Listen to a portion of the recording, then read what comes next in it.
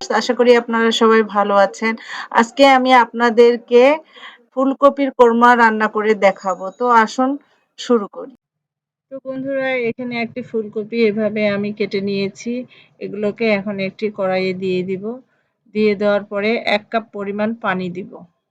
পানি দেওয়ার পরে এখানে আমি হাফ চামচ আদা বাটা, হাফ চামচ রসুন বাটা এবং হাফ চামচ পেঁয়াজ বাটা দিয়ে দিব। দিয়ে দেওয়ার পরে পরিমাণ মতো লবণ দিয়ে এগুলোকে আমি একটু সিদ্ধ করে নিব। পুরোটাই সিদ্ধ করব না, 40% এর মতো সিদ্ধ করে নেব।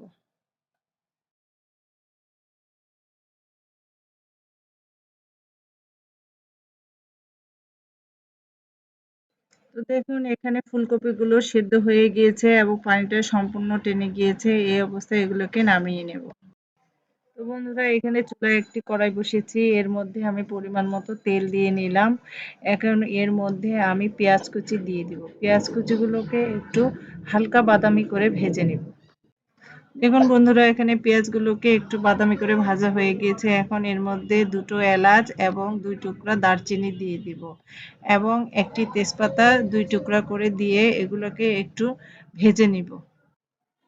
তো বন্ধুরা, পেঁয়াজ আর গোটা মশলাগুলো যখন ভাজা হয়ে যাবে তখন এর মধ্যে আমি একটু পানি দিব। এরপরে আমি 1 চামচের একটু কম আদা বাটা দিব আর 1 চামচ পেঁয়াজ বাটা দিব। আবার 1 চামচের কম রসুন বাটা দিব। দেওয়ার পরে এগুলোকে আমি একটু নেড়েচেড়ে কষিয়ে নেব। এরপরে আমি জিরা গুঁড়া দিব, ধনিয়ার গুঁড়া এবং পরিমাণ মতো লবণ। লবণটা এর আগে আমি কপি সিদ্ধ হওয়ার সময় দিয়েছিলাম, তাই লবণটাকে একটু বুঝে দেবেন। এরপরে শুকনো মরিচের গুঁড়া হাফ চামচ দিয়ে দিব। দিয়ে দেওয়ার পরে এই মশলাগুলোকে আমি কষিয়ে নেব।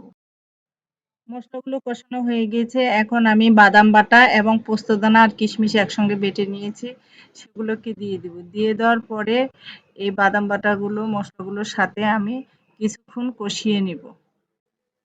তো বন্ধুরা, দেখুন এখানে মশলাগুলো কষানো হয়ে গিয়েছে। এখন এর মধ্যে আমি কিছু কাঁচামরিচ ফালি দিয়ে দিব। কাঁচামরিচ ফালি দিয়ে দেওয়ার পরে এগুলোকে একটু কষিয়ে এখন আমি এর মধ্যে সিদ্ধ করে রাখা ফুলকপিগুলোকে দিয়ে দিব। ফুলকপিগুলোকে দিয়ে একটু নাড়াচাড়া দিব আলগা হাতে। এখন এর মধ্যে আমি একটু পানি দিব যাতে ফুলকপিগুলো বাকি সিদ্ধটা হয়ে যায়। পানি দিয়ে একটু হালকাভাবে নেড়ে দেব। নেড়ে দেওয়ার পরে এখন আমি এটাকে ঢেকে সিদ্ধ হওয়া পর্যন্ত অপেক্ষা করব।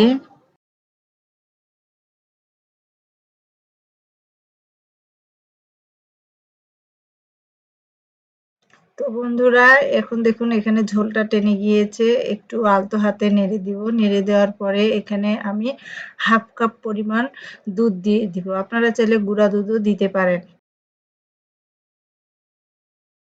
এখন এর মধ্যে নেড়ে দিয়ে একটু ঢেকে দিব। তো বন্ধুরা, দেখুন এখানে ঝোলটা টেনে গিয়েছে পুরোটাই। এখন আমি এভাবে নামাবো। তো বন্ধুরা, এখানে আমি অফ ক্যামেরায় 1 চামচ চিনি দিয়ে দিয়েছিলাম। এখন আমি একটু পেঁয়াজ বেরেস্তা দিয়ে এটাকে ঢেকে রাখবো 5 মিনিট।